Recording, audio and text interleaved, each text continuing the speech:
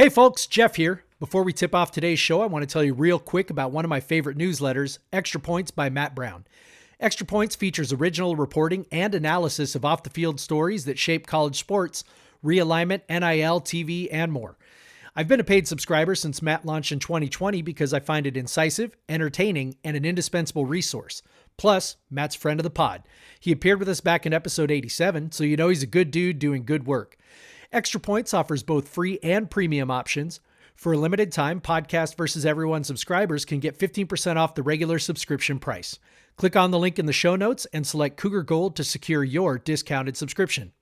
And now, on with the show. Go Cougs, Craig! It's on you, it's all on me. Can't you see? It's on you, it's all on me. You and me, can't you? It's on you, it's on me. Hey, Craig.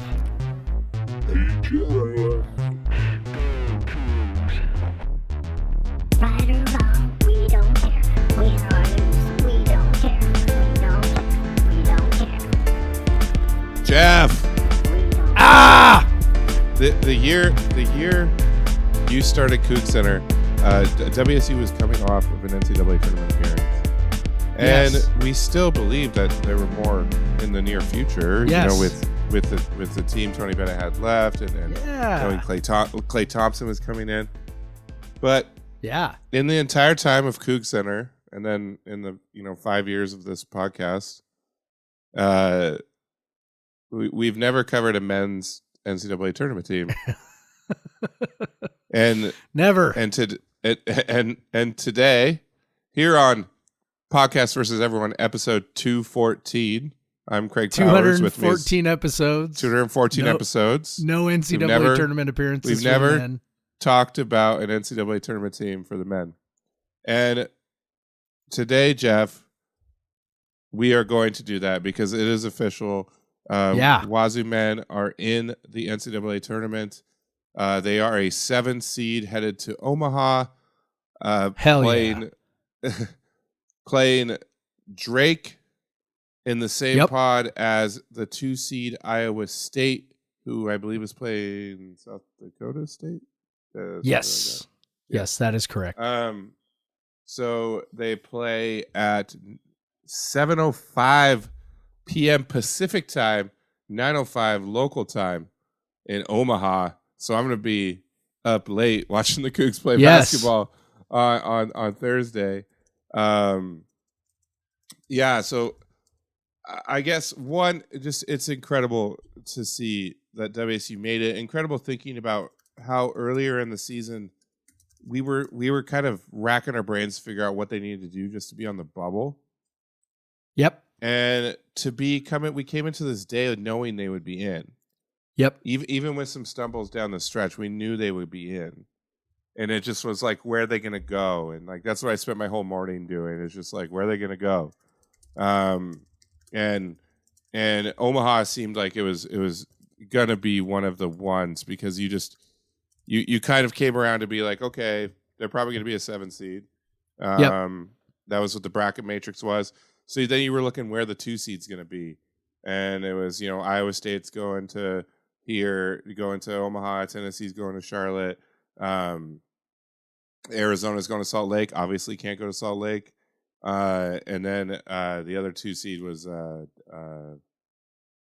I can't remember. Sorry, I got a bracket here. Marquette. And they're going to Indy. Yep. So it was pretty obvious where the 2 seeds would go. Indy or Omaha for Marquette. But Indy's definitely closer. Yes. But yeah, like it, and so here we are. Like now, one of the disappointing things is that the WSU is now paired, and it's kind of like it immediately came to mind was Gonzaga's first year of their run when they were a 10 seed in Seattle. Yes. WSU is playing a 10 seed 2 hours from their campus. Yep. and with a school that's a half an hour from Ames, and also from Iowa. So, and we're going to be playing the second game after Iowa State probably beats South Dakota State, and a building full of Iowa State fans. Yep. And that shit's going to be a road game. Yeah. No, Everything's no doubt. like both of these games, either way, like they're going to be road games no matter what. Like they are, yeah, but this team, they've, over and over and over again played great on the road. So feel good about their chances. Yeah. WSU, I mean, can't forget WSU won at UW, won at Oregon, won at Arizona. They definitely, a lot of their quad one wins were road wins. We saw them play really well. Even beating USC. Collier got hurt in that game, but Collier was playing in that game on the road.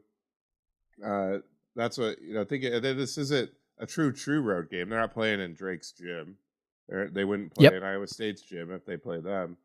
Right. So they went down and they beat Stanford and Cal on the road. Or I'm sorry, Stanford on the road. My bad.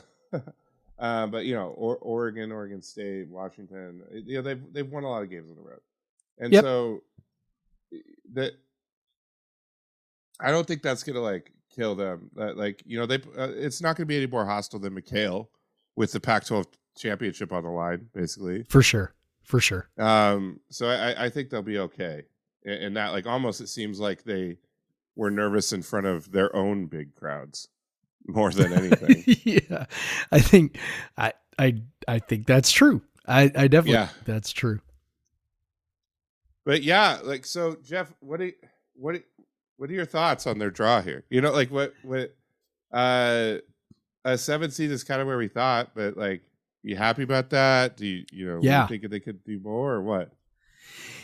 Yeah, I mean, I was holding out hope that they might get bumped up to a 6. That was kind of what I was, I was kind of crossing my fingers that, something would happen. The committee would, look at those 2 wins over Arizona. They would, I don't know, that something in there would, get their attention. Maybe the fact that, we beat Oregon on the road after Oregon won the the Pac-12 championship. I mean, whatever it was, I was hoping they would, something, right? That they would see something, and but they didn't, so they put us on the 7, which I think is what, more or less what we were all expecting.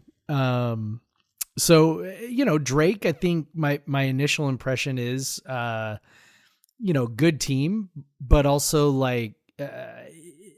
I like the idea of playing a not high major team, a team that doesn't have high major athletes. Yes. That's the thing that, and we'll dive deeper into, sort of their statistical profile as they, how they might match up, how the Cougs might match up with them. But, it's, we look at some of the teams that WSU has had trouble with at times has been, teams with those high major athletes, and, Drake is not that. So that's pretty great. It's Ken Palm's got it as a coin flip. That, of course, that was the first place I looked, right? They're ranked about 10 spots below us in Ken Palm's ratings. So, it's about a 55-45, I think, to WSU, which, is for all intents and purposes a coin flip. I mean, I like it. I think it's kind of interesting. I do wonder a little bit about the tip-off time and whether that's actually a bit beneficial to us in that, tipping off at 7 p.m. Pacific, and actually, I'll even go so far as to say it's probably going to be later than that because they do seem to rarely run actually on time. Yep. For the second game. So, I mean, there's a pretty decent chance that game's tipping off at 7:20, 7:25 Pacific time, but 9:20, 9:25 local time. So I don't know. All that basically at first blush, I was like, yeah, that's not bad. I mean, we didn't get doomed with an underseeded 10 team, I don't think. No, yeah, I don't. They're 51 on KenPom. They were the NCAA committee made them they pegged them the 40th team, so they saw them as the weakest 10 seed. Yep. And WSU was 26, so that would put them at the second toughest 7th seed, in their views. Yeah, so it's I definitely agree with you on the high major stuff, and I hadn't thought about that, the start time. I think about when the women were in the tournament and they got like an 8:30 a.m. game on the East Coast, 8:30 a.m. Pacific time, and it was like an 11:30 a.m. or 11 a.m. something like that start, and I think it was North Carolina, and like that you could just get screwed like that, but they have a very. I thought for sure that Iowa State would be the late game, but it makes sense because they're actually the primetime game now. Like, yes, they're starting, before. Yeah, so yeah, honestly, I know for a fact that WCB the super late game, PJ from Cougs Center, he could actually make it to the first game because it's later, and I think there'll be definitely some Cougs who it'll be a little bit easier for them to get there because it's so late traveling and all that. Now I think a Friday game would have been ideal for many more Cougs. I've talked to several that were like, well, if it was Friday, Sunday, I could have done it. But yeah, so I think we'll have a not super big, but loud and boisterous contingent there. In terms of Omaha as a place to get to, there could have been it could have been more difficult. Memphis is like the only city on the list where you couldn't get a direct flight on any airline. There is like one direct flight to Omaha and one direct flight back on Alaska, which I'll tell you that's not cheap. And I booked mine last night. That's when they're really, really not cheap. Yeah. So I didn't have any inside knowledge. Just if you book flights a lot, you know why you could do that.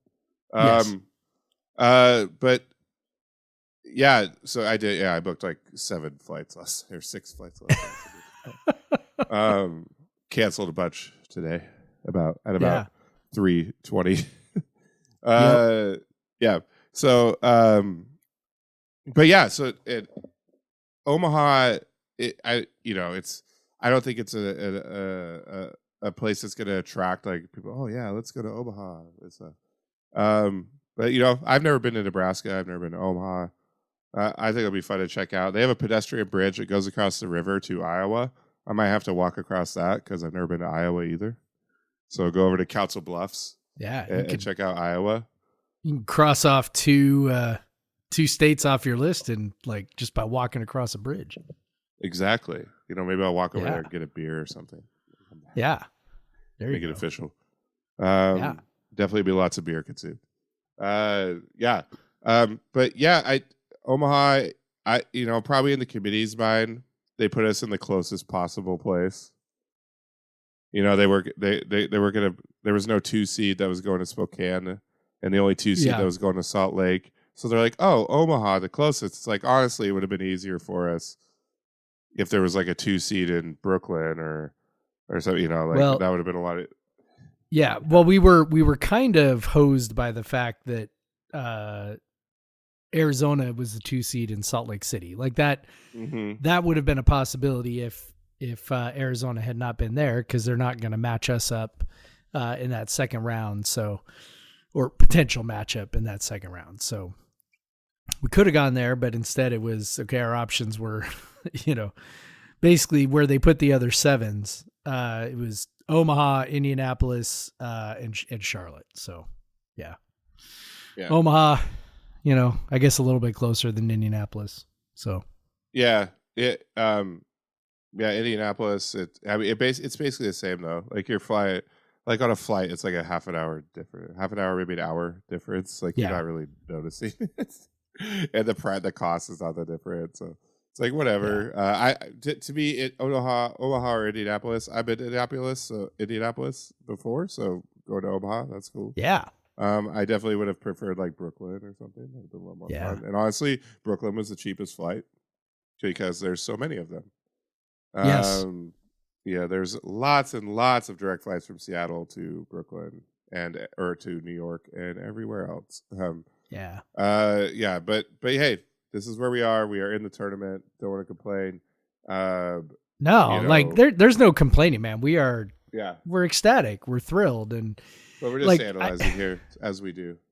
Yeah, I don't know. Like I was having somewhat mixed feelings today, not because I don't know. It was very weird. Like I had a lot of stuff kind of floating around in my head about this, particular Selection Sunday. And, to go from where we were, at the beginning of Pac-12 play, where it's like, could this happen? Could we sneak into the tournament? Right. Basically that was the frame of reference. What do we have to do to get in? Can we sneak in? Can we make it in somehow, some way? And then like time went on and we had that rough start and we were like, oh man, we really we're going to have to go on some kind of big, win streak now to make it happen. And then of course, we do. Right. And then all of a sudden it's like, well, how high can we go? Could we make it up? Could we be a 5? Could we be a 4? Like, is that possible? And you beat Arizona. It's like, oh man, now we're talking like maybe a 4, maybe a 3, probably not a 3, but definitely a 4 is in play. We could win the Pac-12 championship. And then, the very next night, basically, we blow that chance. Well, okay. We thought we had blown that chance the very next night. And then, we beat USC, UCLA, and then, beat Washington. Maybe Arizona loses on the weekend. Probably not, but, got to beat Washington. Of course, don't beat Washington with one of the weirdest games ever. And then for Arizona to go out and lose to USC, it's just like, fuck, like the Pac-12 championship was all right there. And, and then you're excited again for the Pac-12 tournament and, and then they go out and stomp Stanford and it's like, all right, Stanford sucks, but like we beat the shit out of them. That's great. Right. And then, you play Colorado and Colorado's good, man. Like Colorado, like that is, I know this. Colorado is playing Boise State in the first 4. Colorado is not a first 4 team, except that this year, because of the strength of the bubble, because of the strength of the teams that got the bid stealers and things like that, 10s, I think it's the first time, are playing in the playing games. Sure. Yeah. And because which is always possible because it's just the last 4 at larges, just depends on where all those other auto bids fall.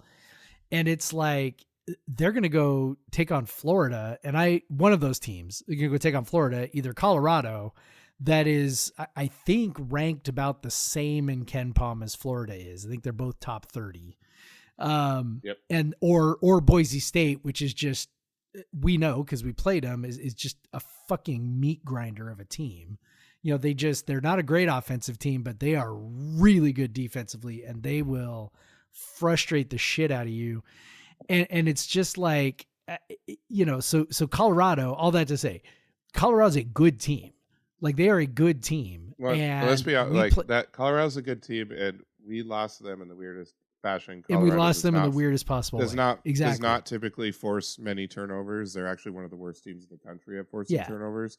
And we turned it over at our highest rate by far all year. And so hopefully that will be a learning, something to learn from, because to lose out in the Pac-12 tournament like that was a big bummer. If you get knocked out of the NCAA tournament because you do something weird that you don't normally do, and negatively, that's going to be incredibly frustrating. Well, and that's kind of where I'm at right now. I'm like, it's like the Pac-12 regular season title was there, and we lost to Washington doing something super weird that we don't normally do, right? Just a horrible shooting day from like everybody, right?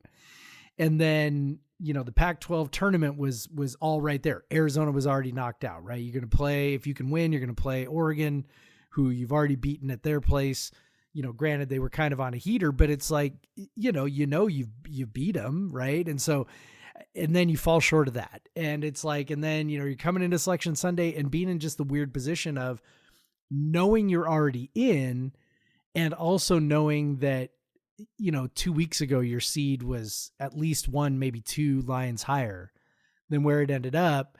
And so like, I am trying so desperately hard to just be happy. Right. And just like, just kind of do the whole, like, if you had told me that we would be a 7 seed in the tournament back in November, I would have taken it. Like, I hate those thought exercises, but I'm trying to do that with myself. Like trying. If you want to feel a little better, if they're a 6 seed, one of the 11 seeds is New Mexico, 23rd that's a on bad Ken deal. Pop. Yeah, that's a bad deal. What's the next 11? Oregon is another one. NC State. NC State is another one. Like, you're playing a really fucking good team if you're a 6 seed too. Yeah, that's true. Yeah, and they got some teams. The Sixes got some teams. Well, like Oregon and NC State are in the same position. Duquesne is the weirdest 11, and that's funny that they're also in Omaha. Yeah. But, I mean, NC State and Oregon, both high major teams that won their conference tournament to get in. So, yeah, I don't know. Maybe we're better off this way. I think you make a good point, Craig. I can always count on you to pick me up, man. Appreciate that. Well, now, it's the second round game, and you're like, definitely would rather play a 3 than a 2, especially this year. Yes, especially you'd rather play Kentucky or Creighton. An extremely or strong whatever. 2. There's an extremely strong 2 waiting. Although they aren't, by KenPom measure, they are not much different than Arizona overall. And they have one like much bigger. They have a much bigger weakness on offense than Arizona. That like Arizona's more balanced, pretty good really good defensively, really good. Offensively, Iowa State. But let's talk about Drake first. Yeah, I was gonna say we're getting a little ahead of ourselves. Yeah. Although, Jeff, I might have to bring my gear to Omaha because maybe you were definitely gonna have to. Yeah. I don't think that's an option, my man. But yeah, so yeah, we're 9 p.m. as we said, local time, basically. Drake is interesting. They're very much what you would think of as a mid-major. Their lineup, their rotation consists of like all guys under 6 feet. There's one guy that's 6'10", 275. Everyone else is 6. Most of their strong rotation, there's 6'7", and then the guards are 6'1". They're interesting. They have 2 freshmen that play a lot of minutes. But yeah, they profile. So one thing that just sticks out glaringly on their statistical profile is that they are number 1 in the country in defensive rebounding percentage. And this is something which that you and I normally would give you pause. That would normally give you pause as a Coug fan. It does, it does a little bit. Obviously, even if you're like, oh, they were in a smaller league, that's still good to do that. They do have to, by numbers, they have 2 guys that are very good defensive rebounders, and Tucker DeVries, who's just a very good player overall, and we'll talk about him. And then Darnell Brody, who he's going to have the size to contend with our bigs. He's 6'10", 275. Mm-hmm. So it's not, it's not necessarily going to bully them. But one thing you pointed out, Jeff, is that in conference play, they were actually, they're roughly the same. So they're overall 22.1% defensive rebounding percent, or would they limit opponents to 22% offensive rebounds? Roughly the same. That's roughly the same what they did in conference play. But while they were first nationally with that number, overall in just the Missouri Valley Conference games, they were fourth. Actually, that almost the same number put them at fourth. And there wasn't the a Missouri lot of Valley Conference. Yeah. Basically, the best offensive rebounding team in the conference was roughly Division I average. So there's just a lot of teams, and if you look at the profiles of all the teams they play, there's a lot of teams that don't seem to try for offensive rebounds. Yeah. So they're playing a lot of like teams kind of, if you remember back to the Cougs under Tony Bennett, they just said, nope, no offensive rebounds. We're getting back on defense.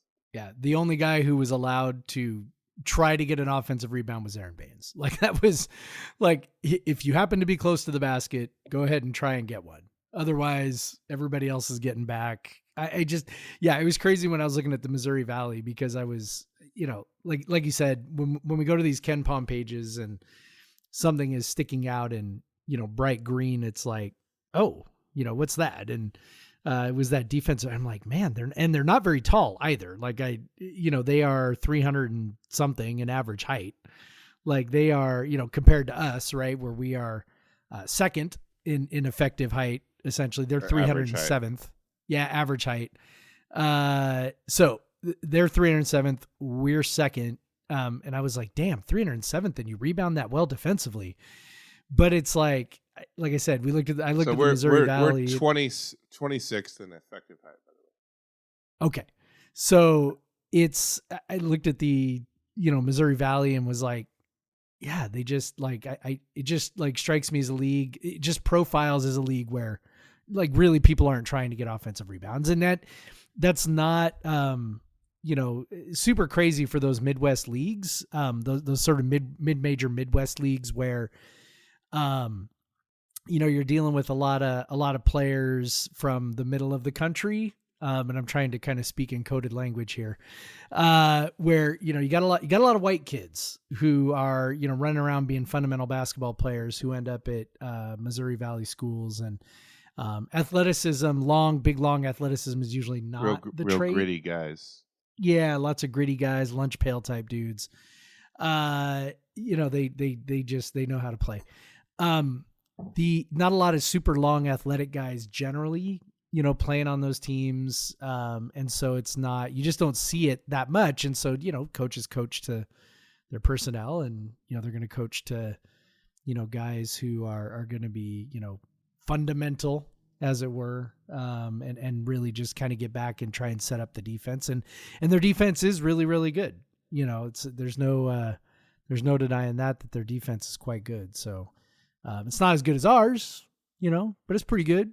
And so, I think that if we can get some rebounds, and if, as you mentioned, the turnovers, we do not just randomly give the ball away to a team that's not actually trying to take it away, we will be able to score. Like, I think that's kind of the big thing. Like they're not going to prevent us, probably from scoring. Their 2-point defense is horrible. We're one of the better 2-point really offensive teams in the country. So the only thing that they're decent at forcing turnovers, especially through steals. Like just okay. They're the only thing that they're really stand out on is getting the defensive rebounds. But yeah, like you said, the 2-point percentage, they're 246 nationally. And then if you think about that, they're playing the Missouri Valley Conference teams, and where they were giving up a much lower percentage than they gave up in non-conference games.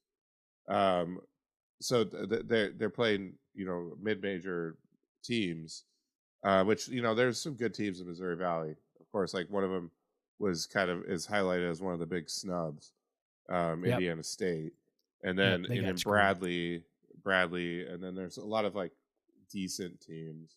I mean, it's a good league. Yeah, it's just it's just not an athletic league. Like you're not facing the same kind of athletes, and Isaac Jones is a different kind of athlete, than what they have faced. Miles Rice with his speed is a different kind of athlete. Like it's just different.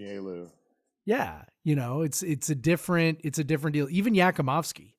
Right? Like 6'8" and thick like that, and, able to rebound and shoot and do all the things that he does, I mean, we're a little bit different kind of athlete. It doesn't mean we're going to win necessarily. It doesn't mean that we should dominate. They're a good team, but it's also like, back to the original question, how do we feel about it? Like, again, not like it's an automatic win, but I like the matchup of not having to face the high major that's got, the kind of athletes, not that we have necessarily huge problems with really good athletes. We've obviously proven we can handle good athletes, but really good athletes always sort of have the potential to kind of go crazy on you. And, I feel pretty good with a Tucker DeVries or DeVries. I don't know how you pronounce it, but, I feel pretty, he's 6'7". I imagine in the, in the Missouri Valley, he's, it's 6'7", 210, and about, more than half his shots coming from 2-point range. Kyle Smith compared him to a Keon Brooks, type player. I imagine at that size, he's able to kind of get his shot all over the place. Well, is he going to be able to get that shot with, 6'8" Jalen Wells guarding him, or 6'8" Andrei Yakimovsky guarding him? Is that going to be, or Kamani, if you take 6'5" Kamani with, his 7 foot, whatever wingspan, like, you put a rotation of those guys on him, is he going to be able to find the same kind of space? And I'm a little skeptical, and I say that as someone who, it probably sounds super arrogant if there are Drake fans listening, and having not watched him play. I'm sure he's great. I'm sure he's really, really good. I also am a little bit skeptical that he will be able to get his shot as easily and frequently as he got it in the Missouri Valley. I guess if that makes sense. Yeah. And it's hard to know. So in past years, his number, like in last year, his numbers dipped significantly in their tier A and B games. Yep. So like their toughest games. This year, his usage has jumped, especially in those games, and he's actually performing really well. However, all of the A and B games, almost all. Their one A game that was non-conference was Nevada, a neutral site Nevada game, and he played very well in that. And then a lot of another B against UAB, and then all the rest of the B's and A's were in conference play. So Bradley and Indiana State and Northern Iowa on the road. So he's just mostly racking those numbers up against the other conference teams. So it's hard to read into like, well, how does he play against like high major teams? Because they didn't play one all year. Yep. They did not play a single Power 6 school on the schedule. Nevada is the closest thing. Yep. As a Mountain West school. Then after that, like there was no way they were making it in. Through a at-large bid. They had to beat Indiana State to get in, which they did. But again, that DeVries was really good in that game. He was really impressive to watch. He kind of reminds me of was Shireman at Creighton. He's real long and he can shoot. He used to play at he played at one of the Dakota schools when WSU played them, and then he transferred to Creighton. Yeah. I think I know who you're talking like about. An idiot right now. I know it's a lot of names to remember. I know who you're talking about. I'm gonna look it up because it's gonna bother me. Baylor Shireman, and so he reminds me like physically a lot like him. He has very long. He's kind of a long guy that shoots a lot of threes. And uses that as an advantage to get to the rim. By the way, he's the coach's son. Yes. Tucker DeVries. Yes. Darian DeVries' son. That's always helpful. Classic mid-major shit. The coach's son is the best player on the team. Yep. And DeVries. Hey man. So Doug McDermott rode his son all the way into the Big East. So hell yeah, he did. So the interesting with DeVries, and I was going to go on to Brody next, but DeVries is that he shoots such a high volume. Like this is like Klay Thompson, Brock Modem level volume of shots for our WSU fans. that like when you get over 30% usage, like that Isaac Bonton, I think was that 1 year. Like you're a super go. The Ken Pop calls it the go-to guy. Like it's you're kind of like a super go-to guy when you get at those levels. So he's going to be very important for WSU to, can't, if you let him go off, that means like a third of their possessions are going to be successful, like automatically successful, So that I imagine we're going to rotate some guys on him. He's not like he does draw some fouls, but he's not like an intense foul drawer. You can't leave him alone on threes. Very good 3-point shooter. He shoots well inside the paint. Very good free throw shooter. So if you foul him, he'll punish you.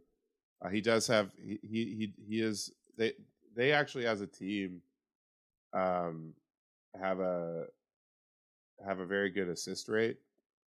And he's one of 3 guys that have over a 20% assist rate that plays in the rotation.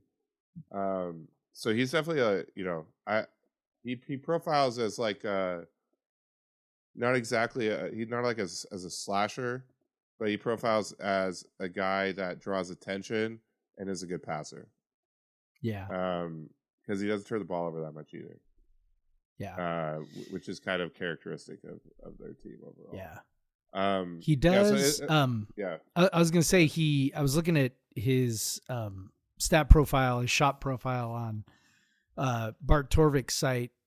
Bart does break out close twos and far twos. So he takes a little bit, I don't know, what is that? About 55% of his shots, I think, from 2-point, I think is what it is, and about 45% from 3 in terms of like the breakdown of his shot attempts.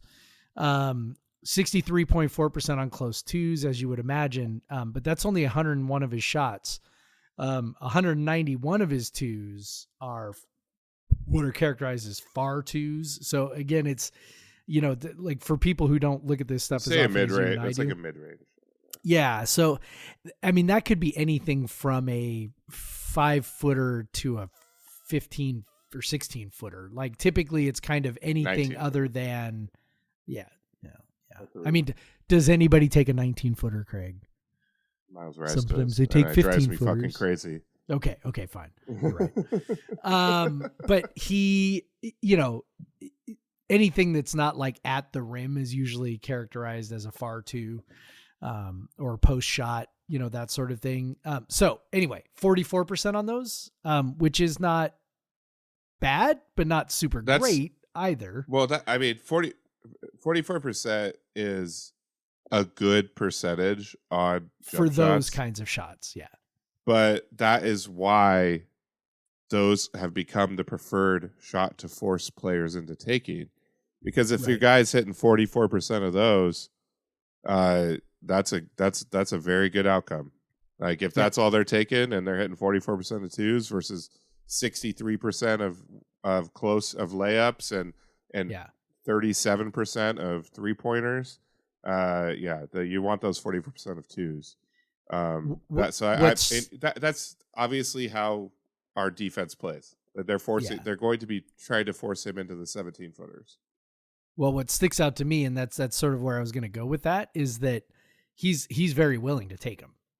Like that's kind of the other thing. So like you mentioned the shot volume, he's going to get his shots one way or another. Like he's either going to shoot it over you from 3, or he's going to get close to the rim, or if he can't do either of those, then I'll go ahead and shoot a mid-range jumper. So I think that that's going to be, the real challenge with him. And his assist rate that's pretty high for a guy like that. Like that's not, 20% is, that's not point guard range. Like your really good point guards up around 30%, but 20% suggests a good passer too. And you mentioned his low turnover rate. So, he is a guy who can beat you in a number of different ways. To the point where you go, okay, well, what do you want to give up to him? And, my guess is you want to push him into those mid-range shots, and not because that's just like the worst shot, but also because, again, if you're pushing him into mid-range areas with a 6'7", 6'8" guy guarding him, like we're going to have, then we'll go from there. I am sort of interested to see if they get maybe a little bit creative and put Isaac on him, and maybe even try to go that way. Go 6'9" and long. Well, to also really because sort of chase him around. he is their 4. Yes. Like Yep. because the next guy up is the small forward is a 6'5", 180 Kevin Right. Overton. So Yep. he plays the 4. Yep. And Overton's basically a 3-point shooter. That's kind of his. That's kind of his. And deal. Jeff, So while we're talking 4s, we have to mention this. Yeah. Who's their backup 4? Oh yeah, Carlos Rosario. Kyle Smith called him the best teammate in the country. Said they have the best Aw, teammate in the country, that's and so Carlos sad. Rosario. It is. It was super nice. He's he's played pretty sparingly. He's playing a little 20% bit. of- He plays 20% 5 to of 10 minutes. minutes a game. He doesn't, very, very low shot volume, all that. But he's actually made shots this year, which he never did at WSU. Yeah. So good for him. He looks like he's providing them value.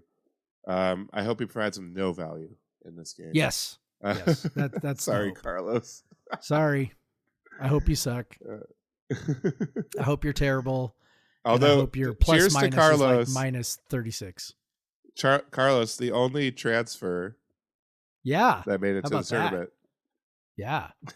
out of all those guys, Villanova, not in the tournament. USC, not in the Not tournament. in the tournament. And then, of course, the other 2 guys who left, they're in the NBA. And, well, one guy's in the NBA. DL. I don't know if Muhammad Yeah, G Gay League. has come back yet or not. But anyway, and Yeah. then Justin Powell in the G League. So But we're getting lost here. Anyway, so Carlos is Yeah. one of their bigs that will probably play anywhere between 2 and 7 minutes.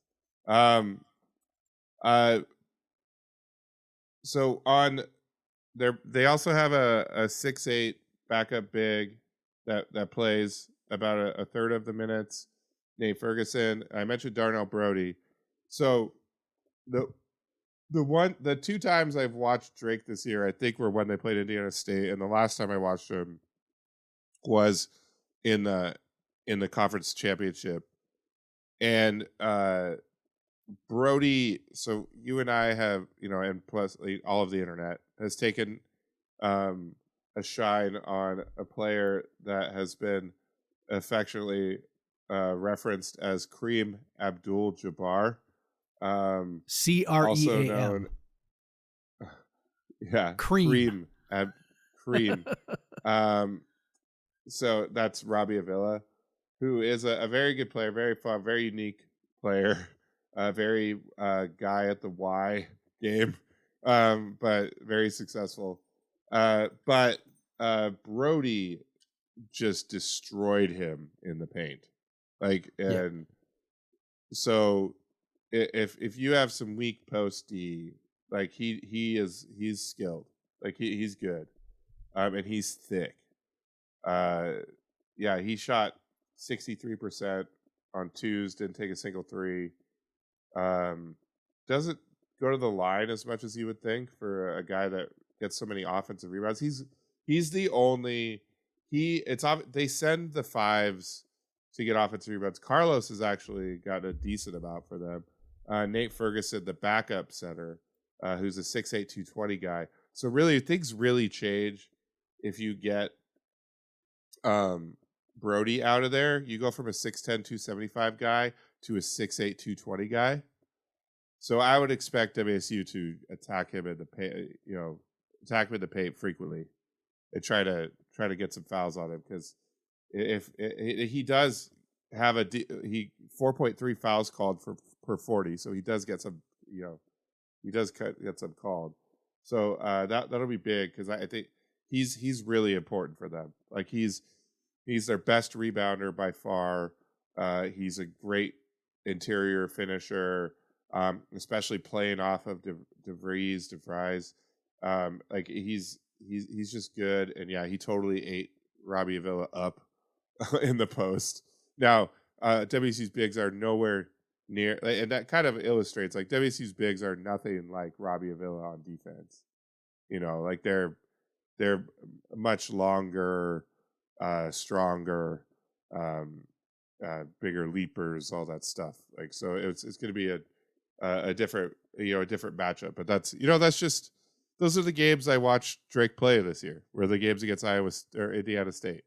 And so that's all I have to go off like the eye test, in which he is a big, strong dude. And that's we just had a little bit of trouble with a guy like that at Colorado, a tall, wide body. I guess we did. I don't know. Like, well, for a little bit. For a little bit, I guess. I don't know. Like, I think the bigger issue there is that, Oscar Clough had a pretty tough time with him. Yes. Which is been one of the weirder developments of the season for me, has just been like, and I know that like this happens over the course of a season, guys emerge, guys fade back. It kind of happens. But with Clough, like it was hard to imagine him. He was playing such a key role during that win streak that you just kind of thought like, yeah, I mean, this is the guy. Like he's, I mean, we talked about, I think I used the phrase, I'm like, yeah, he's the glue holding all this together. Like might be our most important player, all that, the stuff that you say about a guy who is not, putting up massive numbers, but is clearly contributing. And, and he has just really struggled. He has struggled at times with turnovers. He has struggled at times with fouls. He is, with Lampkin, he, was having a bit of a tough go, mostly because the refs were just unwilling to call Lampkin for anything, during that game, cause he hooks on just about every chicken wing, hooks on almost every post move, which is like bizarre that he doesn't get called for those. He doesn't do them that smoothly either. That's what was driving me crazy. Like it's a very like it's a jerky motion that he's doing. Yeah, it's huge. It's like very obvious. Yeah. Or he goes straight through a chest, and there was one time when Clough got knocked backwards and refused to fall and then got called for a foul. And then there was another time where he got knocked backward onto the ground. He decided, okay, well, I'll just go ahead and try and take a charge, and the refs called nothing, and it was just like, or they call it travel. Yeah. Oh, that's right. No. But the travel was later. The travel was later. Oh. That one okay. was, that one he just, I think he missed the layup, but it was not. It didn't call fouls anyway. Back to. With a big guy like that, like it's going to be interesting to see the way Kyle Smith goes. Does he go, try to go Clough again? Right. So Clough started the championship game, or the semifinal game there in the tournament, which I don't think he started against Stanford. No, he did start against Stanford. He did. He only played 9 minutes, but he had such a good game against Stanford earlier. So I guess he started both those games. So it'll be interesting to see if he does, or if he goes back to Chinyelu. But I wouldn't be shocked if he went to, we were talking about Isaac Jones potentially being matched up on DeVries. Do you know, by the way, is it so that I'm pronouncing this correctly? Cause that's one of my pet peeves. I'll look it up. Okay. All right. Anyway, where we had our best success against Colorado was when we went small, and small for us is right. 6'9", 6'8", 6'8", 6'7", 6'3", right? Or 6'5", 6'3", or whatever it is. With Isaac Jones at center, essentially Colorado had to try and match up with us because they couldn't handle Isaac Jones at the 5. So I don't know. It's going to be very interesting, that part, to see the chess match a little bit. So go with me on this and see what you think of this theory. So I don't know how much NBA you watch. I tend to watch NBA mostly at playoff time. And one of the interesting things about the NBA when you get to the playoff time is you play these series, and within the series, there can just be these incredible adjustments where, teams, are trying to do this thing. And so the other team takes it away, and, or this guy is contributing early on, so we're going to take it away. And by game 4, this guy's not even playing anymore, that kind of stuff. And I wonder, how much there was to the idea that, Colorado played us 3 damn times, right? They played us 3 times. we are very similar type teams. Tad Boyle's a really good coach. Kyle Smith is a really good coach. Like for my money, maybe the two best coaches in the conference. I mean, I guess maybe you have to throw Tommy Lloyd in there, but like those are two guys who get as much out of their teams every year as anybody, right? So, how much of this is, when I look at the things that our team has struggled with down the stretch, how much of that is regression? How much of that is, just sort of normal, down swings and sequencing, right? Or how much of it is just like, man, when you're playing in conference, there are no fucking secrets. Like there are no secrets. Everybody knows everybody. Everybody knows how everybody plays. Everybody knows your opponent so well that when they see your opponent play you in a certain way, they know what that means. Like and so I wonder, like, for a one-off, if maybe we end up a little bit rejuvenated offensively from the fact that we're playing a team that has never seen us before, and we'll only have 3 days to prepare. Yes, I think that's been a big thing. And like, I think having refreshing played different players and played different style of team. And played a team that didn't even need to look at tape for you. They're just like, they just know. Right. They people were getting so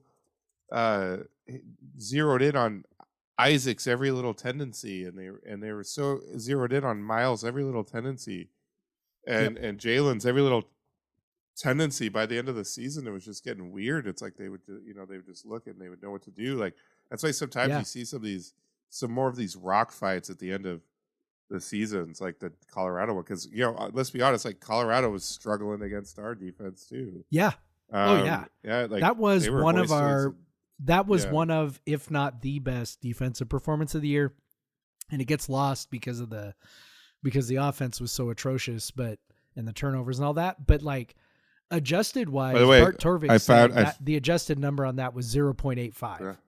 So really. I said, by the way, I looked it up. I found it deep in a media gamer for a media gamer. It is DeVries.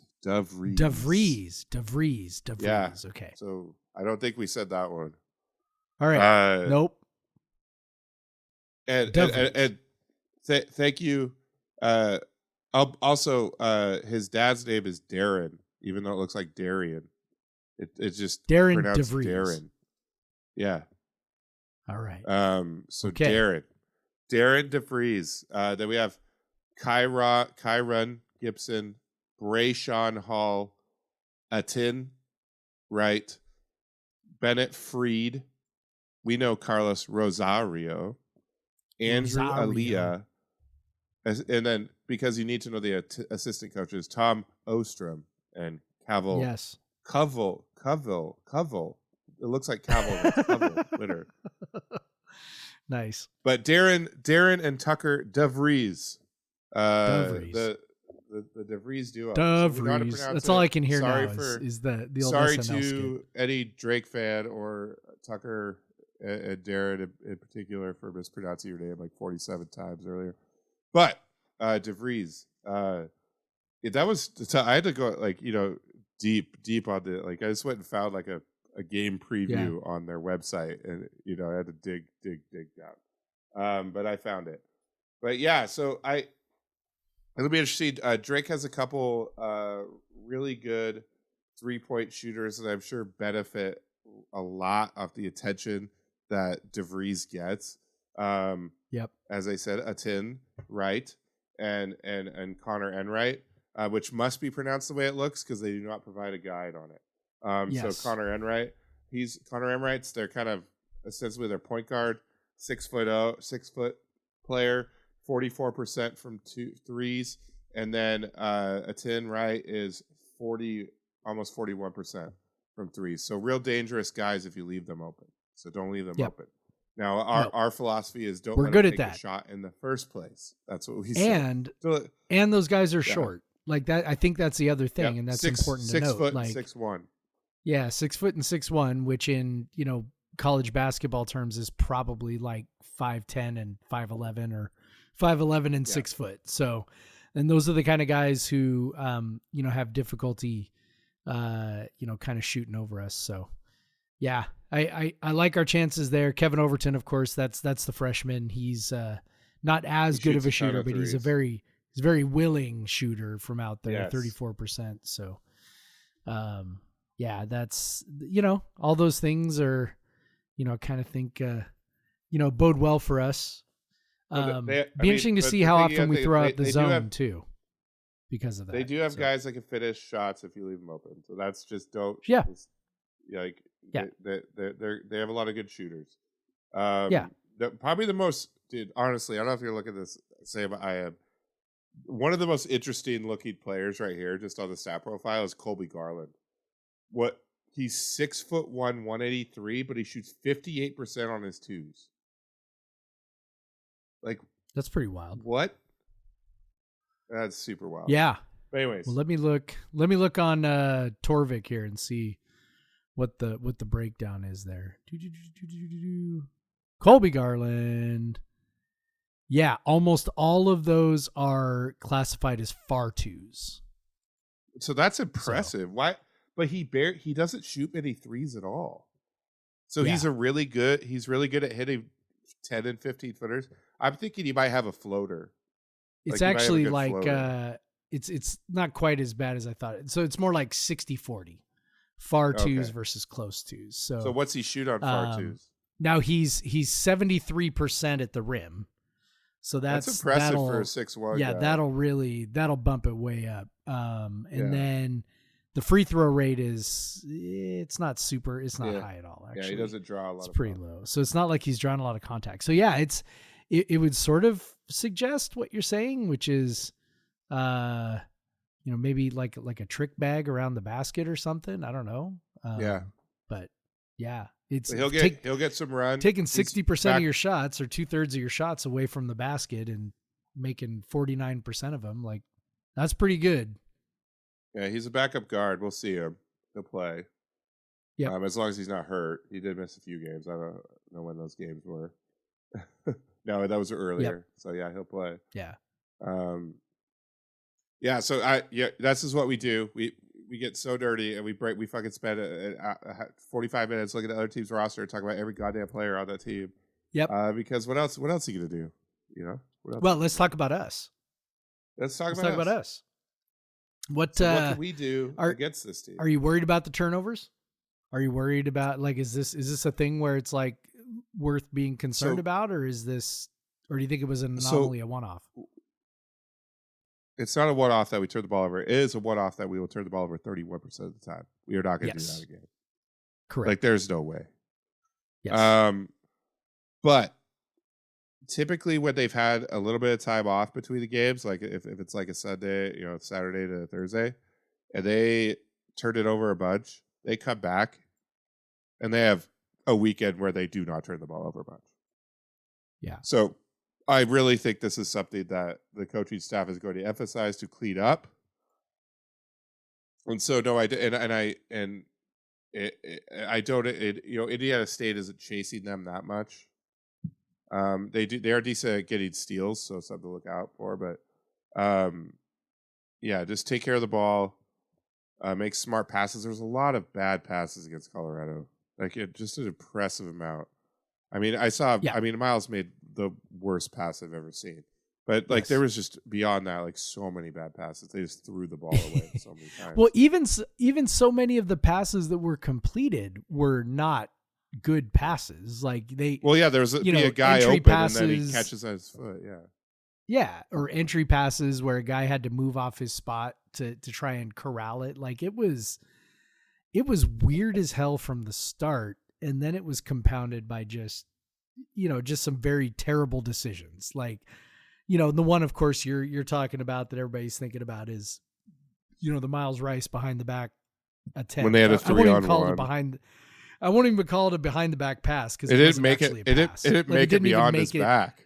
It didn't make it beyond his back. And what was so crazy was he must have decided somewhere along the way, I'm going to take this to the rim. I'm going to go behind my back.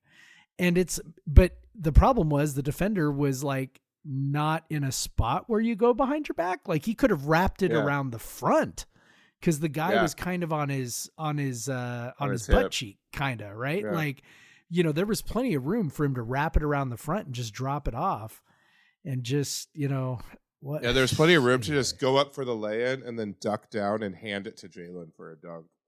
But he decided he could have to do thrown that, it off the backboard. Yeah. He could have just like thrown it up there and someone would have grabbed it and put it in. Like it was a 3-on-1. All he had to do was get it up around the rim and there was a 0% chance they weren't going to score. Like, anyway, who knows? Who knows if it makes a difference? Like, whatever. Yeah. I mean, the ball came back the other way. We thought it was a goaltend from, Miles again, but then they ended up wiping that off. And then we scored the next possession. So, I mean, who knows? Maybe it's a nothing. Maybe it's whatever. I don't know. Yeah. But still, it was indicative of the poor decision making. So one thing we desperately need from Miles, two things. If we're going to make any sort of run. Yep. He needs to make a fucking 3-pointer. Yes. And he's missed 24 in a row. Yeah. And he needs to get out of his own head. He's not taking them with confidence. Yes. Like he was early in the season. As this streak has gone on, you can tell like he just started turning them, like just not taking them by the end of because Colorado was happy to let him shoot them. And like he hesitantly shot 6 of them. It's when he does too. So Colorado's like, go ahead, we dare you. And he's like, okay. And then, like most players are not good I shouldn't say not good shoot. I mean, I guess they're wide open, whatever. But like most players are better with, catch and shoot, right? Like you hit him in the pocket and you shoot without thinking. And rhythm. When Miles is just, rhythm shots, right? And so when Miles is just standing there and like debating, you can see the gears turning. The hardest part is that the fact that he had a credible 3-point threat early in the year was so much of what allowed him to beat people off the dribble. And he's not big enough or strong enough to beat people off the dribble without them having to come out and respect his 3. Like Kamani, Kamani's not a high volume scorer by any means, but also like given the fact that he can't shoot and he knows he can't shoot and we all know he can't shoot and everybody on the planet knows he can't shoot, he still can score sometimes, because he's 6'5" and long and he can get people in the post. He can do all kinds of stuff that doesn't require him to shoot a 3 and also means that teams still have to figure out a way to defend him even if he's not shooting a 3. Miles, like it's pretty clear that unless he gets in the open floor and kind of gets ahead of steam, or occasionally he can split a defense on a pick and roll or something, because he's not a great pick and roll guard either. It's like that's I think a huge part of the reason why his efficiency has just gone in the toilet. I think it's largely that of course 3-pointers are efficient, but also it's taking away his ability to do a lot of other stuff that he was so good at early in the year. Yeah, it's just wild. Like he was a 34% 3-point shooter, which was great for like the types of threes he was taking, because he was taking some tough ones too. And then it's just crazy to see him miss 24 in a row. And honestly, the degree of difficulty on them have gone down because he's been only taking like wide open ones most of the time. So it's just, it's wild. He shot well from 2 for the most part recently. Yeah. That's saved him a few times, but obviously combined with the turnovers and not being able to make a jump shot against Colorado, that was bad.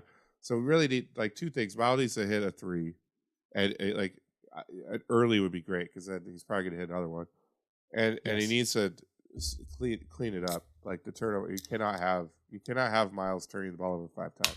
Like just if I'm Kyle Smith, I'm drawing up a play for him to take an early 3. I'm like, okay, where's his best spot on the floor? Where is he how is he most comfortable shooting? Like what kind of a pass is he comfortable catching? Like I'm drawing up a a special damn play to try and get him off from 3, because he's just got to see one go through. Right. And I think the turnovers, I don't know. Do you get the sense, cause this is kind of my interpretation, he's just trying so damn hard. Some of that is he's just turnover prone to begin with. Cause he's just, somebody that, we know who, kind of a is loose familiar with him player. is like, like he's a free spirit was the way it was sort of described. And I'm like, yeah, you can see that. And so there's a certain amount of freedom you have to give him.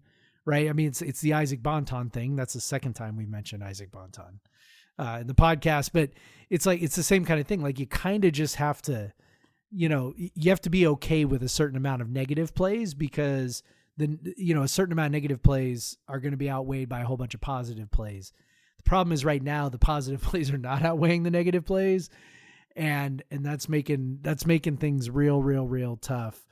I wonder if Kyle's already sort of like trying to devise a plan for what to do if things are going badly again. I don't, coaches are not, inherently pessimistic, but also like they tend to plan. I was really disappointed at the end of Colorado that he didn't bench Miles at all, that he didn't go a different direction. Now Miles was doing a really good job on KJ Simpson. So he gets huge amount of credit, obviously all the emphasis and all the focus goes on the offense and, the offense was quite bad, but, Miles, who's not a guy generally known for his defense, was working his ass off, to make things hard for KJ Simpson. So I can only assume that's what, Kyle was thinking on that one was, like, hey, he's doing a great job on KJ and cross our fingers that he can give us enough offensively. But he just was pressing so hard and without the threat of him shooting a 3, you basically had 2 shooters on the floor. And it is really tough in the year 2024 to have an offense that only has 2 shooters. Like you got to have 3 somehow, some way. You got to have 3 guys who can shoot on the floor. And so I am curious to see, with it definitely being, win or go home, if Kyle is a little more willing to pull the trigger on something like that, in terms of maybe doing something unusual. Like he did at Arizona, right? Where he benched Miles for a little while. So I don't know. I think beyond Miles, like a big thing is going to be able to score down low against Drake, because that's their biggest weakness is their interior defense, and with being able to play 2 bigs will be huge. So that's going to be how well are they going to be able to check DeVries with the big lineup. And that's what makes it good, is that if Isaac is having trouble on him, they could go to the zone, or they could, mix and match, throw Yaki over there and maybe just see if Isaac could guard the 6'5" guy and like see how that goes. Yeah. But I think, we'll see how that we've seen Isaac guard kind of stretch 4s before. Yeah. So we'll see. Because really, like, DeVries is their 4, and he's 6'7", 210, and if we're running out there with Jones at 245 and Clough at 255 and Chinyelu at 245, 2 of those 3. I'm seeing post buckets all day. Yep. And so even if they double, you still got to guard the other one. And so I'm really hoping they can hold up on defense, which I do believe they can. Just figure out a way to hold up on defense so that they can take advantage of their size on offense. Yeah. Because they're on offense, they're going to be, with the exception of 5, every 1 through 4, they're going to be taller and bigger across the board. Yep. So you just got to be able to take advantage of that, and to be able to do that, you can't be getting murdered on by DeVries on offense, which Right. he's gonna get. He's gonna get points. Like it's gonna happen. He's gonna score. He's gonna hit tough shots. So you're just gonna have to live with that for a bit. You're gonna hope he's making 2-pointers and not Yeah. threes. He has range. I've watched. I've seen him bury some deep ones, but also, if he's hit a 28-footer, you're kind of just like, okay, I don't know, like, what are we gonna do? But our zone is pretty good at limiting 3 attempts as well this year because of the length of it. So I just hope figure that out so we could take advantage of our height on offense, and then maybe like won't be so susceptible to a bad 3-point shooting night, anything like that. So Yeah. I'd love to see Jones and Clough and Chinyelu like eat on offense in this game. Yeah. Just a combo of those guys. Yep. I was going to say plus, one. Yeah. Go ahead. And plus, like, if Jones, he could face up, get his dribble going, and if DeVries is the one guarding him, Jones is so good at drawing fouls. So Yeah, DeVries doesn't commit many fouls. Now that can go 2 ways, right? Yeah.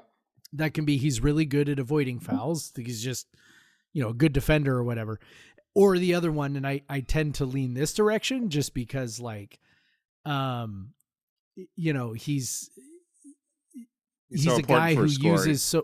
yes, right. He's a guy who uses so many possessions and is on the floor for so many minutes where I'm like, he's probably just avoiding fouls. Like, to be called for only 2 fouls per 40 minutes, that's a really low number, right? It's the lowest one on their team. Especially for a 4. For a 4 and for someone who plays as many minutes as he does, to get under 2 fouls per 40 is like, that's really, really low. Like, so low that it just kind of makes you think he's probably like foul avoidant, just in general. So I think that, perhaps there might be a matchup there that can be exploited as well. I don't know who he ends up matching up with, right? Like, again, if we're playing 2 bigs, is he matched up on Isaac, like you said? And then, can he defend Isaac? I think you're going to see Drake do a lot of what other teams have tried to do, which is, double Isaac as much as possible. And it has had sort of like varying degrees of success, right? Like Colorado had some success with it early. But then when we went 1 big, it was not quite as successful, right? Like we were able to, draw some guys away, and it allowed us to put more shooters on the floor and whatever. So I don't know if I would assume Drake is going to try and do, the same thing. So is Isaac going to be able to make, quick decisions? Is he going to be able to, kind of do, whatever it is he needs to do to be successful, either bigger guy with Brody or a smaller, slender guy in DeVries that he should be able to abuse. So I don't know. Going to be really interesting to see how Drake tries to defend him as well. Cause I think that, we pose more matchup problems for them than they do for us. And that is going to be a real interesting thing to watch for me. Yes. Cause yes, if their best player is a 6'7", 210-pound 4, we have in our starting lineup, 2 6'8" wings, and our first guy off the bench is a 6'7" wing. So there's a lot of options for guarding him. And again, I'm not like saying that WC is going to stop him, because I really don't think that's going to be a thing. Like, he's going to put up so many shots. It's just you have to make those shots difficult, and you have to put him in, try to force him into scenarios that where even if he makes a shot, it doesn't hurt as much. Like if he's hitting 17 footers versus 23 footers. So it'll be interesting. Like it's Drake's definitely been, DeVries, I think, has been there 3 years, and they were, the last time they went to the tournament was the year before he got there. and they've just gotten a little bit better every year since the son got there. Yeah, Darren DeVries has that helps. been That there, helps. been there for a bit. The last time they went to the tournament last year, and then they lost to Miami, I think. Yeah, Miami. 63-56.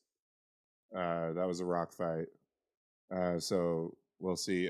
DeVries was terrible in that game. I'll say his numbers are better this year, but he also has not played any high major teams. Yep. So the last high major Not even team one. he played, the last high major team he played was Miami last year, and he went 1 of 13, 1 of 11 from 3, and had 3 points. So that's all. Yeah. That's all we just have to go off of. I'm sure he got stronger and better in the last year. So I'm not saying that's what I expected. Also, that Miami team was hella physical. Yes. And really, that team last year was really talented, that Miami team. Yeah. So I'm not saying, it's like for like, but that's just all we have to go off. But yeah, Jeff, so let's look at, if WSU wins this, they're playing Iowa State. And I don't want, we won't go too deep at Iowa State. Well, I mean, presumptively play at Iowa State. South Dakota State could rise up and beat them. It happens.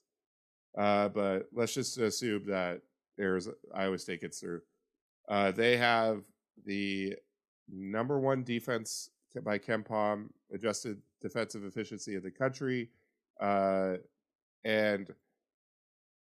it is pretty good. Like they're good at limiting field goal percentages, and they're very good at turning teams over. Woo! Boy. They pressure. Jeff, 20, almost 26% turnover rate against. That is crazy pants. And it was 25% in Big 12 play against really good fucking teams. Yeah. It is it's very rare that you see defensive turnover percentages that high from high major teams. Typically, coaches are very risk averse, right? So like they want their teams to play very sound defense, and we're not going to take chances, and we're not going to, whatever, right? Like we're just going to be fundamental, because most coaches are, control freaks. To see a number that high from a high major team is really, really unusual, and actually kind of fun. Like not necessarily for us, not for to any play team against that would play but them. Not for anybody who would play them, but fun to watch. Because what they do is, if you're looking like in conference, they were number 1, so top of the league in defensive turnover percentage. So turnovers forced, right? 25% of possessions, 1 in 4. 1 in 4 from their opponents were giving the ball away. But they also were giving up 33% offensive rebounds to their opponents, which was dead last in the conference. So it does really just kind of show the power of turnovers. Yeah, but I mean, it shows the power of turnovers, right? Like, a turnover is the only outcome where nothing good can happen, right? Yeah. Like any shot could go in, could be offensive rebounded. To have another shot attempt, a turnover is the only outcome for which no good can come. And they generate so many turnovers that it literally doesn't matter that they only have like sort of a top third of the league, shooting defense. It doesn't matter that they're the worst defensive rebounding team in the conference. It doesn't matter that they put teams on the free throw line at an insane rate. Like all those turnovers, that's the key, which is crazy. It's crazy. The thing that's wild is how many turnovers they force, and they're not a high tempo team. They're like basically an average tempo, and they were one of the slowest teams in the Big 12. Yeah, and so they were not even being forced into getting fast at the Big 12. But yeah, they force so many turnovers. They allow a ton of 3-pointers. Like almost one of they allow more like They're 354th in the country in 3-point attempt to field goal attempt. 45% of their opponent's shots are from 3. Yeah. They defend them pretty well. It's 31.5%. But you play we call it 3-point lottery. The more 3-pointers you give up, the better. Sometimes you just have no control over if those things are going in or not. And sometimes you lose the 3-point lottery, which makes them a bit of a susceptible upset. But they're just so good. Like they're tough. I mean, like, it's their wild. Defense is tough. Like looking at their turnover breakdown, they're third nationally in steal percentage. So they steal the ball on 15% of possessions, right? Where teams like, are trying to only turn the ball over on 15%, like Iowa State steals it on 15%. Yeah. And then 10%, the other 10% is non-steal turnovers. So, offensive fouls and by the way, that's kind of the crazy thing. Yeah. Throw the ball out of bounds, traveling, whatever. That's the other crazy thing here is the non-steal turnovers are just down across the board because they're calling fewer charges. So like to do what they do is kind of bonkers. It's kind of interesting looking at their, really their stat profile to give up so many threes, to steal the ball so much, but also like their 3-point percentage against is real low. And, we've sort of like there, there's a bit of a train of thought or an established train of thought that you don't really control what teams do after they shoot. But I think also most people know at this point now you can mitigate that to some degree, right? And their defensive length of possession is one of the longest in the country. So like, I think when you put it all together, it's like wild. they make you work super duper hard. And then like, they take the ball away. And then they force you into a spot where you make a risky pass or you have to fire up a 3 because you can't, there's just no other option. Right. So I think that sort of maybe explains the low 3-point percentage with all of the 3-pointers that are taken and by the way, they also allow assists at almost the worst rate in the country. I guess it's not really a worse rate. It's not necessarily a better or worse thing, but one of the highest rates, like almost the highest rate in the country, assists per field goals made. So it's almost like they're baiting you into try and making a good pass, and then they steal it and they just take it away. Yeah.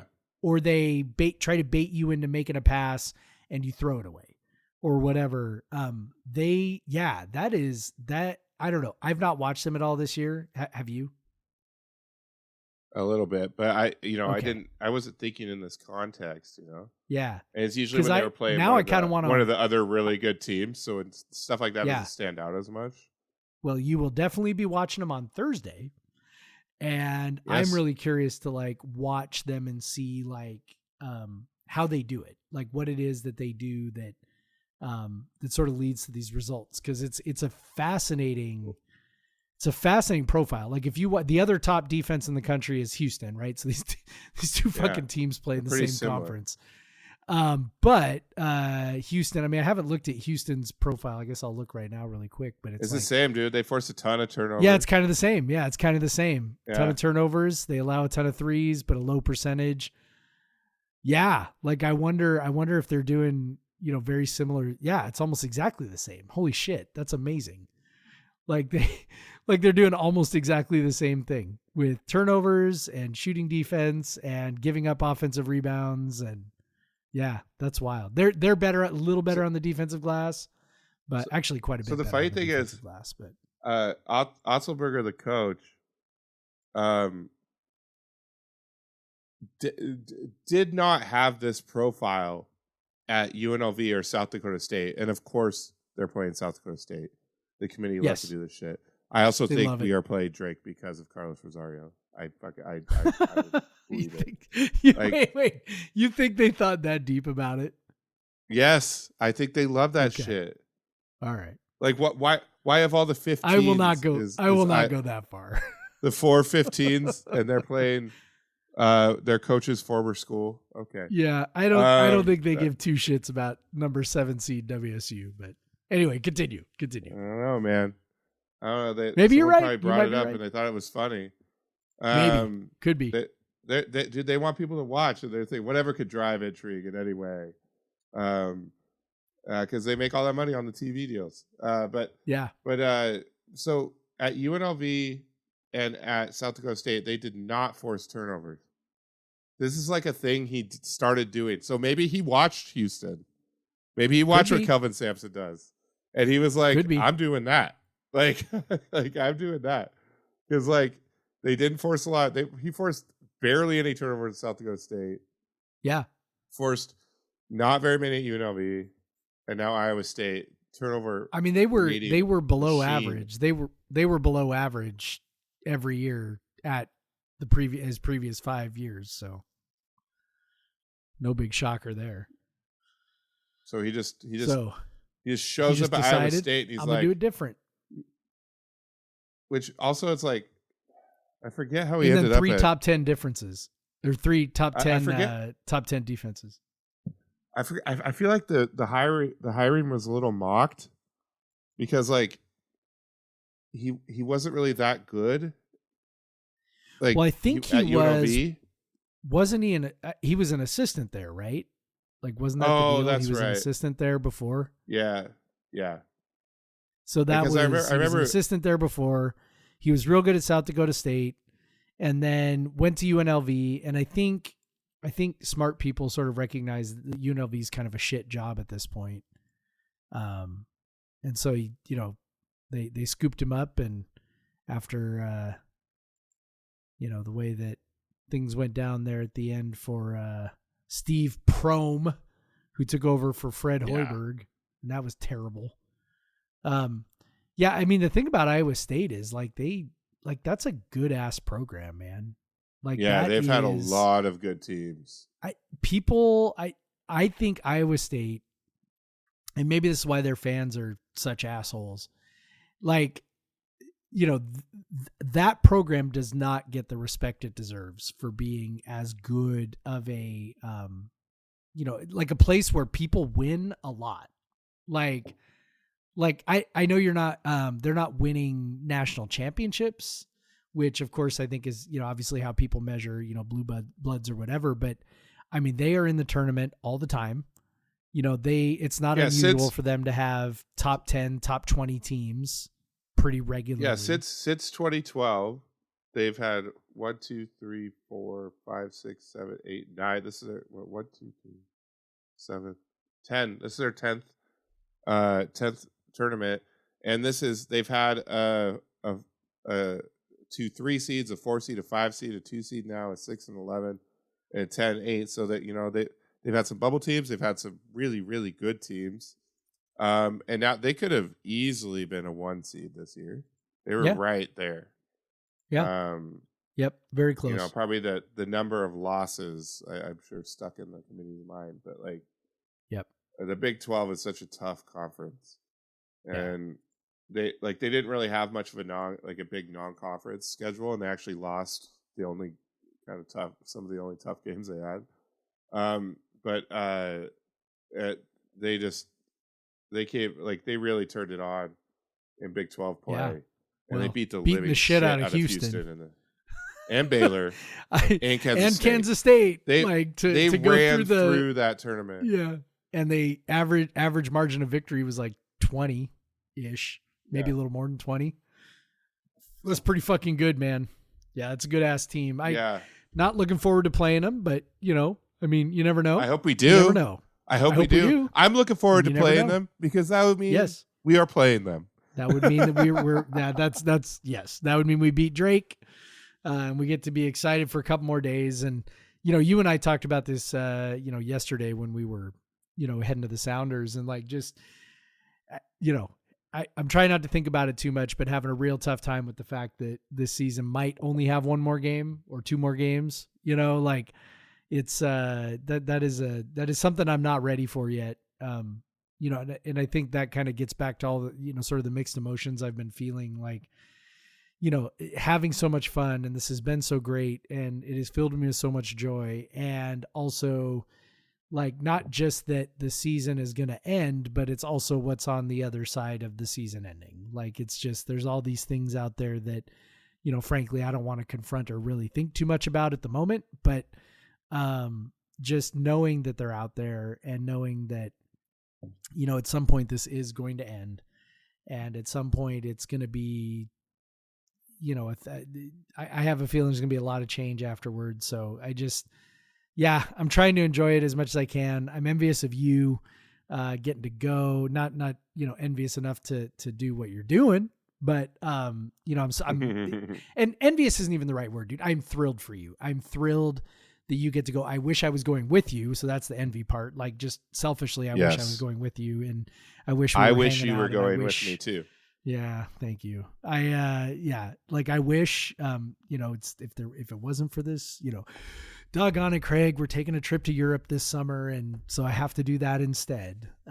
But it's bummer. I know, right?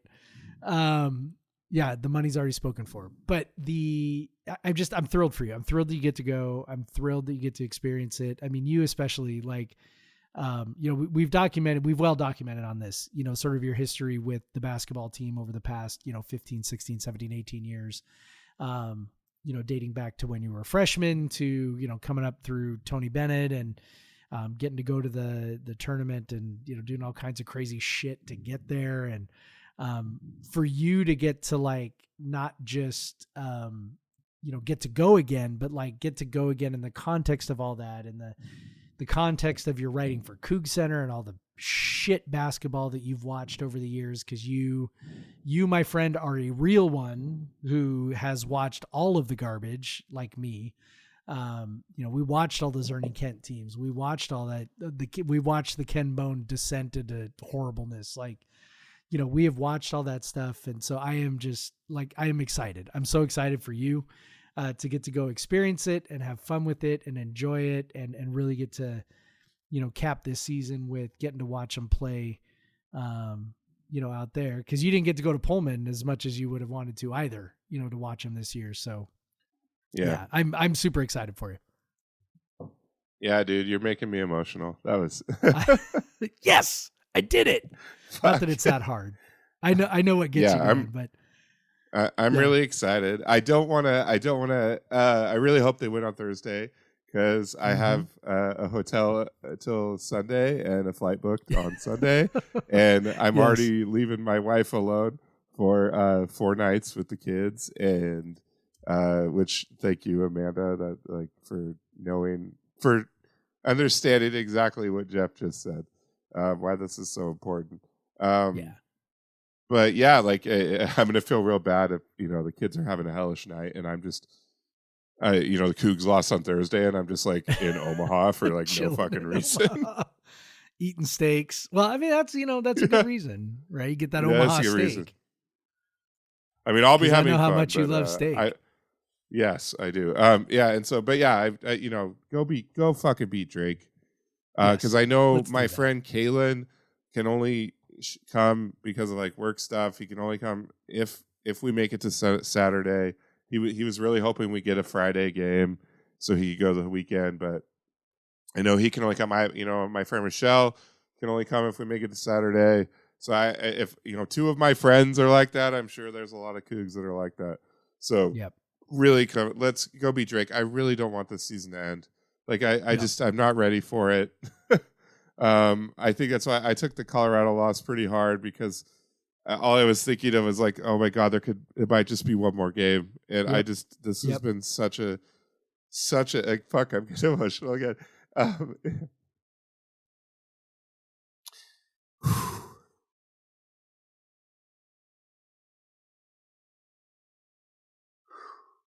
You talk, please. Okay.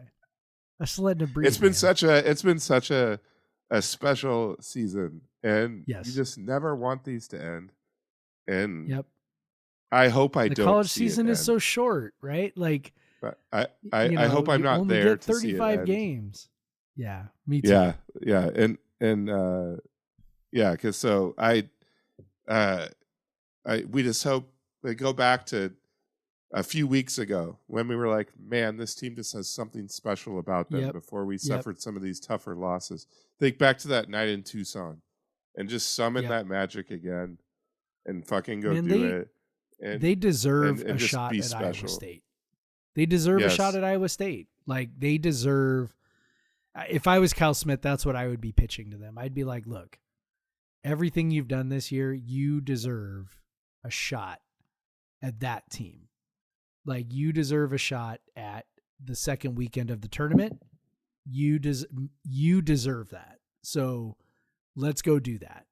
And, I think that, going back to what we said earlier, I think Drake is very beatable. I think we can beat him. I feel great about that game. I don't know what the betting line is, but I think I would take the Cougs minus whatever it is, because I think we're going to win, and I think we're going to win. I think it's going to be close, but I think we're going to pull away. And then it's Iowa State, and who knows, man, one game. Iowa State's good. Iowa State's not unbeatable. Iowa State's lost it's 1.5, by the way. 7 games, 1.5. Cougs minus 1.5. Take it to the bank. Stone cold Iowa lead State pipe lock. Iowa State has lost to worse teams than WSU. Yeah, they lost to Kansas State before they beat Kansas State by 19. Too. So, yeah, yep. But yeah, so we're not trying to totally ignore the women tonight. I just this was just. This is 16 years and yep. There's a lot of emotion obviously involved. But obviously, the women did not make the NCAA tournament. They clearly looked apparently like they were by the skin of their out, teeth. Yeah, because they're 1 seed in the WBIT, which we talked the Women's Basketball Invitational Tournament, which is basically the NCAA made that so there would be equity in their hosted tournaments because they host the NIT as well. So now there's an equal number of teams that they host in tournaments, and they're 1 seed in that, which means it's the same committee that picks them, so I assume that they were forced 4 out, so that's a little heartbreaking. But they are hosting. They're and playing by the Lamar. way, the way the tweet was worded almost made it sound like we are the number 1 seed overall. Yeah, which would indicate that perhaps we were the first team out. So I don't know that for sure, but which is drives you nuts because then you just think like literally one more win. And you're any game, pick one, just pick one. It's, I don't know, man. I still think we should have been in. Like, you and I think they should have been in. Week. Like I look at the was super shitty, but you look at if you look at the teams in, they beat 6 NCAA tournament teams. They beat 4 of those teams, or 3 of those teams in true road games. One of them in a neutral site game in the Bahamas. In that team's time zone. But we know what it is. We know that they they lost their best player to injury, so whatever. Like which again I think only matters when they decide it matters. Stupid. It doesn't always matter. Exactly. It's entirely stupid, and I think it's apparently beating Colorado without her meant nothing. Meant nothing. I don't know.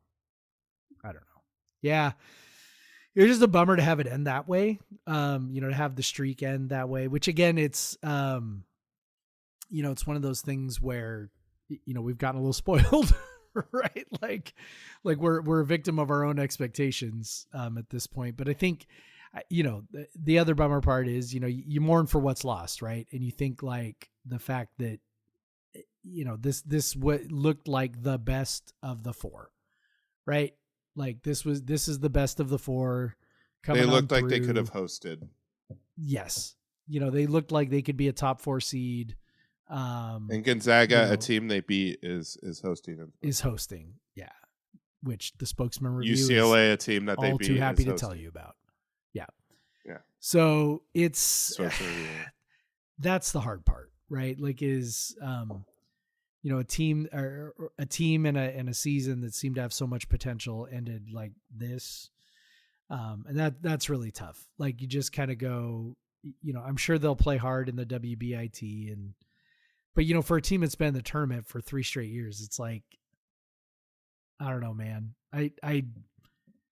I would have a hard time being excited for that if I was those guys. Like I know that every day's a gift and whatever all the other stuff coaches say, but I don't know, man. That would be really, really tough with the expectations they had. And, I'm sure they had a pretty good idea that they were maybe not going to make the tournament, but also to have it be final and Well, they didn't have any you're sort of hosting selection. This thing. Yeah, They didn't have any sort of exactly. selection party or anything, so I don't Nope. think they thought they were going to make it. Nope.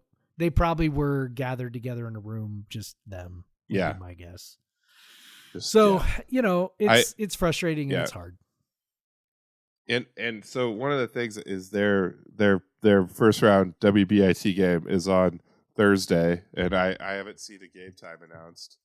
But if that's at 7, like no one's gonna be there, like which Yep. sucks. Like Yes. if it like why could we have a Wednesday or a Friday? Yeah. Like, Hopefully they'll do it like at 5:00 or something. yeah, because they still. I'm trying to see if they have a time, but I don't think they do yet. But yeah, it'll, if it's at 7, who's got to be like just like a hardcore like Pullman Cougs supporter. I'm in every home game I'm gonna go to, because Yeah. there's another team that hasn't been is in the like biggest event in college sports, like in at the exact same time. So hopefully they figured that out. Yep. Maybe 5:00 game, and then they have after the game they have a watch party in Beasley or something. That would be very cool, and will probably draw a lot more people to the women's game. Just throwing that out there, Wazoo. Maybe try that out. Yes. I mean, I know you're kind of up to the TV if there's TV interests or whatever, but yeah. All right. So, but both the teams are in the postseason. I think it's honestly an incredible achievement by the women's team, given that they lost their greatest player of all time midway through the Pac-12 season, and then also played the whole season without their starting point shooting guard from last year. In Yota there, played a significant portion of their season without their starting point guard. To be basically a win away from the NCAA tournament after all of that is just it's incredible, and I think there's a lot of talent on this team that going forward. Cammy has showed that she could bring in talent that we know they could fuck shit up in the WCC.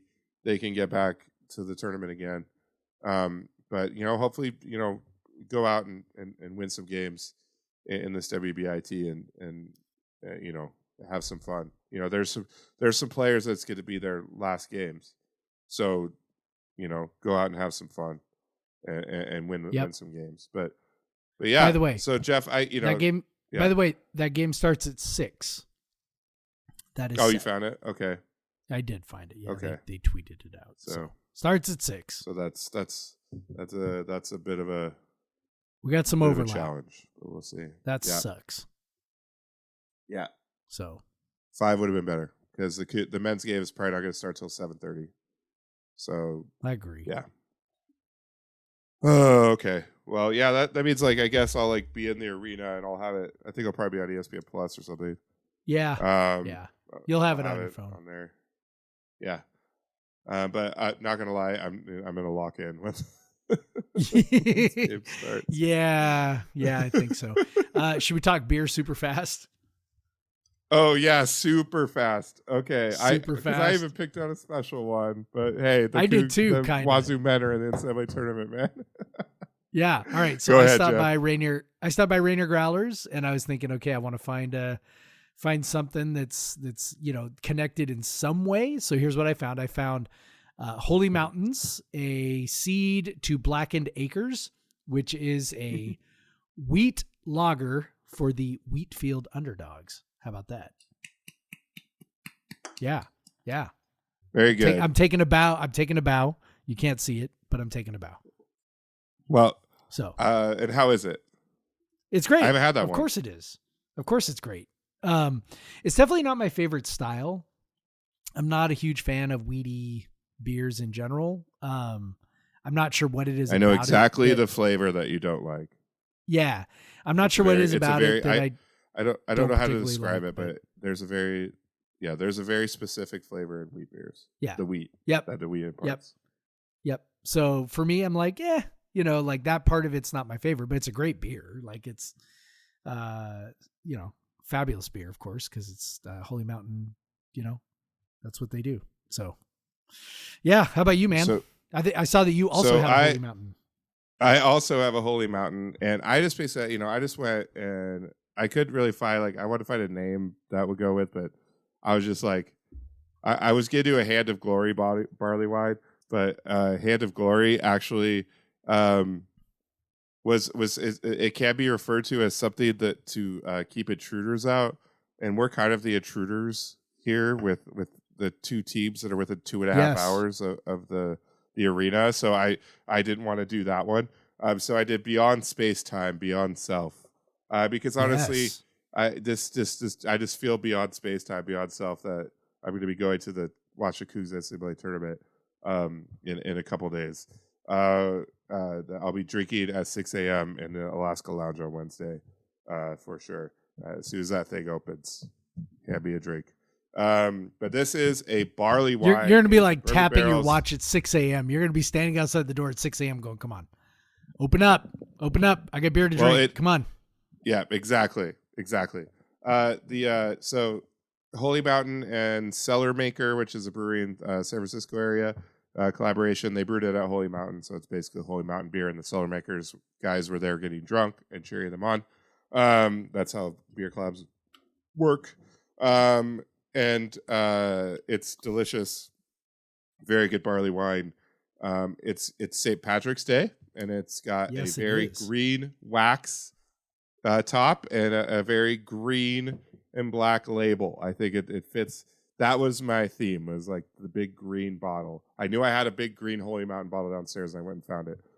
So yeah, hopefully for some luck for the Cougs this week. Hopefully Miles and Isaac and Jalen and the rest can play Beyond Space Time and Beyond Self, and take the Cougs back to a place they've not been in a long time. All right, but yeah, so beer, yay. Holy Mountain, yay. We both were on the same page there. Holy Mountain, woo! Yeah, Holy Mountain, good brewery, highly recommend. Yes. But yeah, Jeff, motherfucker, the Cougs are going to the NCAA tournament. I can't believe it. We can talk forever about that, actually. I know. Quite literally, I it looks know. like. It's. We got to shut it down at some point, but I guess maybe we'll record tomorrow again. I don't know. Yeah, this man. Maybe I'll do maybe some writing. maybe at 6:15 a.m. on Wednesday when I'm drinking my first drink in the airport, we'll just do a quick one, real quick. Maybe. I mean, that's on the table. It is. Everything's on the table. But yeah. Anyway, so if you made it this far, you're probably subscribed. But go to Podcast Versus Everyone, podcastversuseveryone.com, and subscribe. Thank you to those who do subscribe. To that's the newsletter, and then obviously subscribe on iTunes and iTunes. Who the fuck says that anymore? Apple Podcasts, all that stuff. Spotify podcasts, which actually that's growing quite a bit. Amazon podcast, I don't know, all of them. Do all that, but yeah, definitely subscribe to the newsletter, podcastversuseveryone.com. Go there, subscribe. We would really appreciate it. And Jeff, obviously, go fucking Cougs. Go fucking Cougs, Craig. Black Lives Matter. Black Lives Matter. Get vaccinated. Hell yeah. Support a union. Hell yeah.